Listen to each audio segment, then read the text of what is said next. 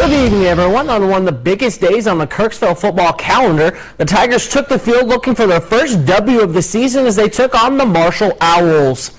Early on in this one, it was a defensive struggle as Kevin Kincannon and some of his buddies combined to take down Zach Malpin as they forced the Owls to punt.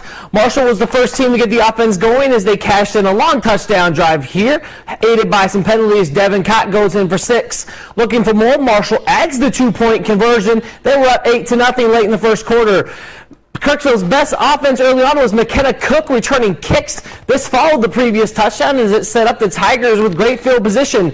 TJ Schilling then finds Jarrett Jacques, and that pass was better than the camera work as the Tigers start to move the ball. After that drive stalled out on 4th down, Marshall took over, and Malpin looking deep. He finds his man Logan Harris, who outjumps, outmuscles, and that outruns the Tigers defense for a 73-yard touchdown pass and catch. 14-zip Owls. Kirksville came right back as Joe Solaris gets down, gets both hands under the ball for a nice grab there. But again on 4th down, the drive stalled as Schilling is sacked, and that gives the ball back to Marshall. Solaris picked up this nice piece of revenge as he outjumps the Marshall offense and comes down with a pick right before halftime. But that was about all as right as it got for Kirksville as they fall to 0-4 with a 29-6 loss.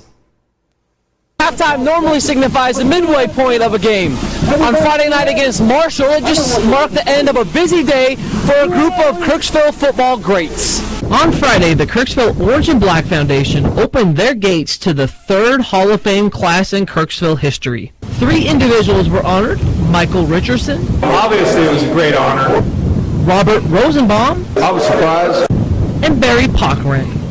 I was very surprised. Joining those players are their entire 1980 team that finished the season with a 9-1 record and spent 2 weeks ranked inside the state top 10. We had a lot of dedicated athletes.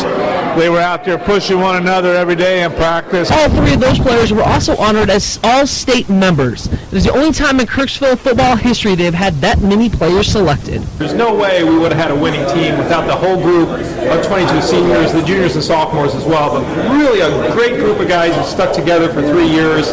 That was the key to the success of our team, and I think the key to the success of most Kirksville teams. With players like Richardson, Rosenbaum, and Pockrent, and under the leadership of 2013 Hall of Fame inductee Jerry Meyer, the Tigers scored a school record 221 points and defeated Marshall for the first time in 73 years. When they came together as seniors, they knew they had an opportunity to do something great, and they performed every Friday night, and this is the reward they get for all the hard work they did during the summer and during this football season.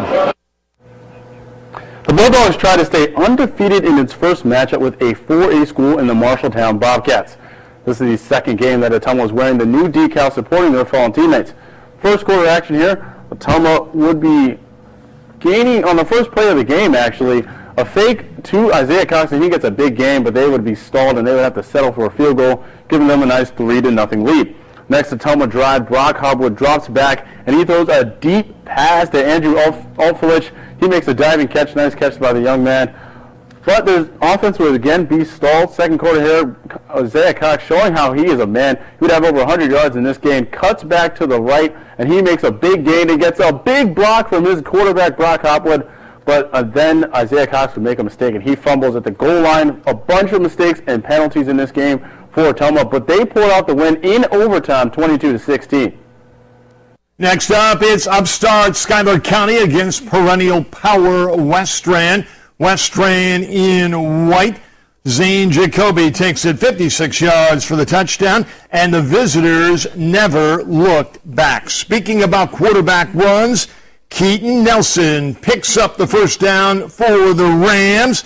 But you know what? The drive would stall, and I need to look out. Moving now to second quarter action. West Strand's Juan Nichols makes the catch. The touchdown made it 35-0. You know what? The Schuyler County return game is solid. Sebastian Grant cuts it back. He takes it back to the 42-yard line, but it was all West Strand. The final 55-7.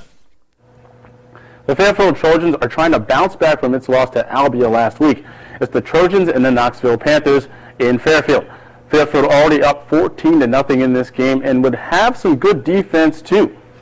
Connor Bailey will be met by big man, 6'1", 250-pounder Dylan Carlson, and he would gobble him up in the backfield. Then Knoxville would try some trickery, an end around here to Trent Davis, and he's stopped by Laquan Hill as he seems like a deer in the headlights, gets caught there, and then that is a turnover on downs with 1 minute and 18 seconds left in the half. Cameron Bauman finds Nick Jackson here for a nice gain, but you'll see as he cuts back in towards the infield, the yellow flag comes in, a block in the back call. That stalls the drive. The score is 14-0 at halftime, and Fairfield will go on to win 20-14.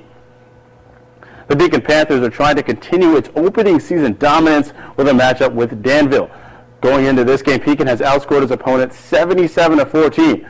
Tanner Northrop, he hands it over to Tanner Adam. He gets a nice big gain in the first quarter. Pekin already up 7-0 at this point. Then 2 plays later, the QB himself, Trevor Northrop, keeps the ball, and he makes it 14-0 Panthers early in the first. Then on the next drive for Danville, Colin Jackson, the quarterback for Danville, is intercepted by Brady Donovan. Then 2 plays later, Tanner Adam makes a great cut. He even faked me out, and he gets a touchdown to make it 21-0 Pekin. They go on to win this one big, 56-0. After a quick break, it's time for college football. Stay with us.